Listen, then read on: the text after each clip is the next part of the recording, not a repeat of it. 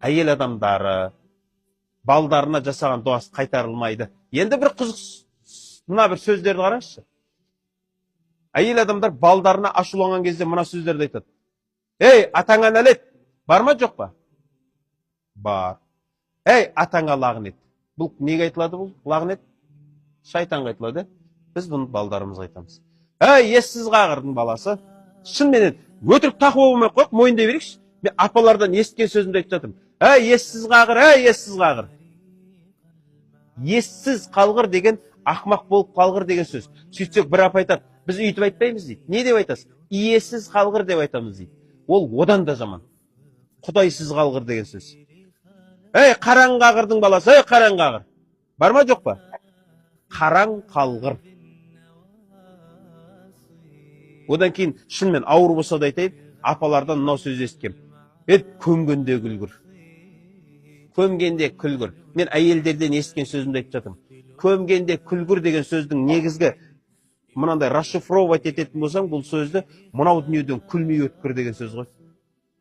Одан кейін мойындаңыздар, сіздер айтасыздар балдарыңызға. Ей, тұқымың құрғырдың баласы. Ей, тұқымың құрғыр.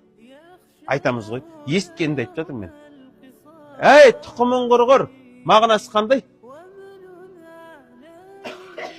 Ұрпақсыз қалғыр деген сөзге келмей ма? Келеді. Ей, жер тартқыр. Ай, жер тартқырдың баласы. Жер тартқыр. Мен именно біздің қазақ апалардың аузынан шыққан сөзді айтып жатырмын. Жер тартқыр деген сөз не деген сөз? Бұл енді өл деген сөзге келмей ма?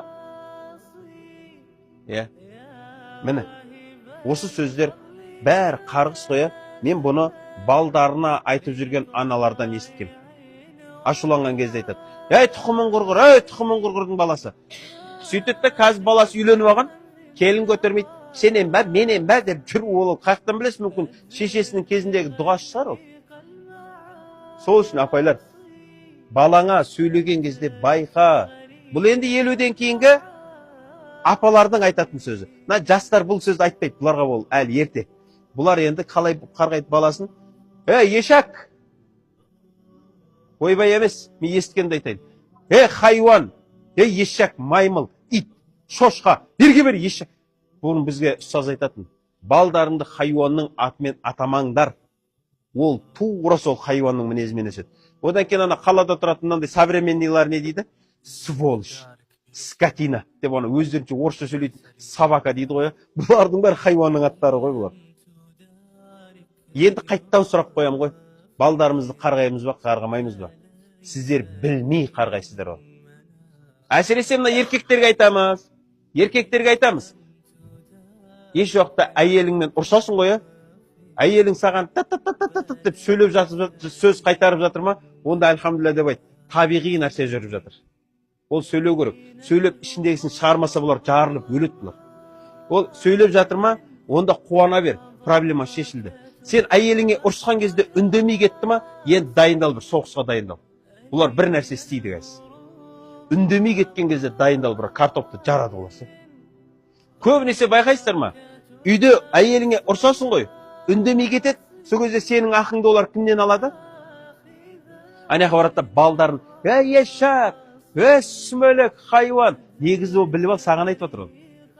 Ол ана рикошетпен негізі саған айтып отыр. Тіке айтылмағаннан кейін анау арқылы айтады. Шынымен сондай ғой. Бірақ сол екі арада баланы қанша қарғап тастайды. Міне, апайлар, балдарымызға қараңызшы. Тұқымың көбейгір десең не? Бірдемен кете ма? Бай болғыр, бар болғыр.